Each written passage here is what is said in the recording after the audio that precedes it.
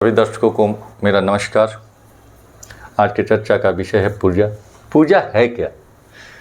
पूजा में बोलते हैं किसी इष्ट के प्रति श्रद्धा, विनय, समर्पण अगर है तो वह पूजा कहलाती है। तो पूजा क्या एक जगह पे ही बैठ के किया जा सकता है, खाली पेट ही किया जा सकता है, सुबह ही किया जा सकता है? नहीं, ऐसा नहीं है।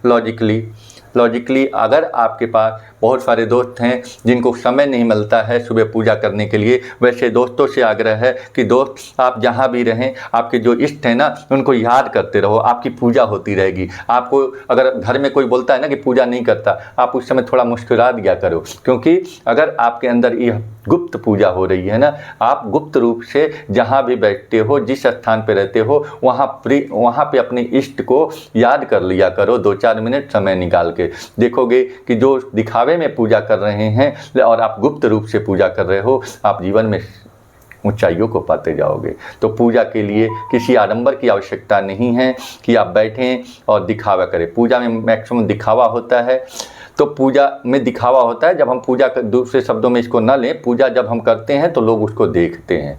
ठीक है, हम वहाँ धूप जलाते हैं, अगरबत्ती जलाते हैं, दीप प्रज्वलित करते हैं तो लोग देखते हैं। लेकिन मेरा मानना ये है कि पूजा आप कहीं भी कर सकते हो, और उसके लिए जो शाब्दिक अर्थ मैंने बताया कि आपकी श्रद्धा रहनी चाहिए, आपके दिल में उसके प्रति सम्मान रहना चाहिए, विनय रहना चाहिए और समर्पण का भाव रहना चाहिए। ये 4 शब्द आपके लिए बहुत आवश्यक मैंने बताए हैं कि अगर आप पूजा कर रहे हो, पूजा करना चाहते हो, समय नहीं है, तो आप ऑफिस में, घर में, कहीं भी, जब भी खाना खाने के बाद, काम करते वक्त आप उस परमात्मा को, उस परमेश्वर को, अपने इष्ट की पूजा कर सकते हो। धूप बत्ती जलाना कोई आवश्यक नहीं है। आप नाम जप कर सकते हो किसी भी। जब नाम जाप करोगे तो उसके अंदर आपकी श्रद्धा और बढ़ेगी, क्योंकि आपके अंदर आत्मबल आएगा, आपका विश्वास आएगा और आप समर्पण की भावना अपने आप विकसित होती जाएगी। तो पूजा के लिए जिस भी घर में जिस भी व्यक्ति को समय नहीं मिलता है, इस बात को याद रखें और लॉजिकली सोच लें कि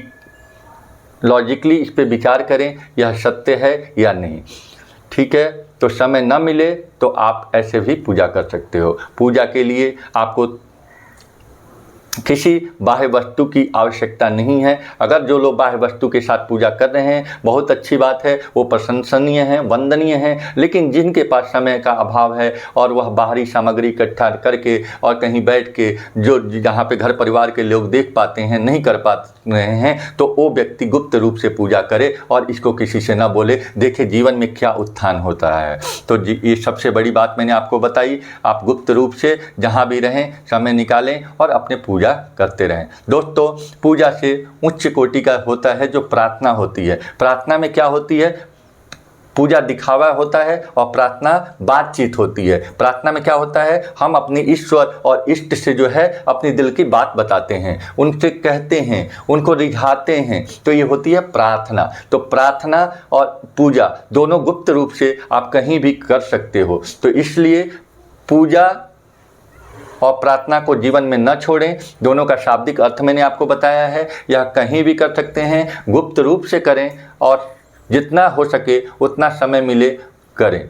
व्यर्थ के मोबाइल में गप लड़ाने में, इधर उधर की चुगली करने से बचें और जीवन में आप नए आयाम को हासिल करने के लिए इसका सहारा लें। इससे क्या होगा कि आपका आत्मबल बढ़ेगा, आप जीवन में नई बुलंदियों को छूओगे, आपके अंदर एक चेहरे पे चमक आएगा, आपकी वाणी में मिठास आएगी, आपको सुनने के लिए 2-4 लोग इकट्ठे हो जाएंगे। तो यह होता है गुप्त पूजा, गुप्त प्रेम के लक्षण। ये क्या होगा? जब आपके पास पैसा होता है ना तो अपने आप दिखने लगता है। ऐसे ही जब आपकी भक्ति होगी ना, पूजा करते करते जब आपकी भक्ति प्रबल होगी ना, तो आपको कहने की आवश्यकता नहीं होगी, वह दिखेगा, आपके चेहरे से झलकेगा। आपको किसी के बुलाने की आवश्यकता नहीं होगी, आपकी बातों में लॉजिक होगा, आपको लोग अपने आप समर्थन करेंगे कि नहीं, यह व्यक्ति उच्च कोटि का है। उच्च कोटि के कहने का मतलब है कभी भी अपने को शून्य रखना और अपनी भक्ति को दिखावे से बचाना।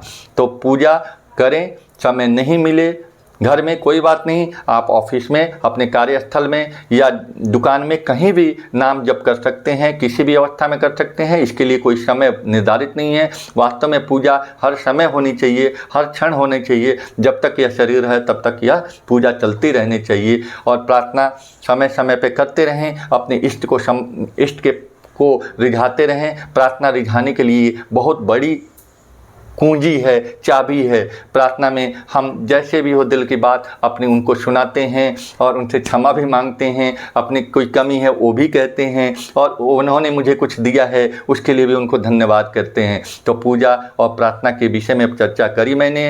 अगर अच्छा लगा हो तो ज़रूर इसको आप सभी अपने भाई बंधुओं तक पहुंचाएं। जो व्यक्ति समय के अभाव में पूजा नहीं कर पाते हैं या उनके मन में यह हमेशा भाव रहता है, कुंठा रहती है कि मैं पूजा नहीं कर पाता हूं, वैसे व्यक्ति को कुंठित होने की आवश्यकता नहीं है, वो भी करें। तो ऐसे लोगों तक मेरा वीडियो पहुंचे, इसके लिए मैं आपका आभारी रहूँगा। धन्यवाद।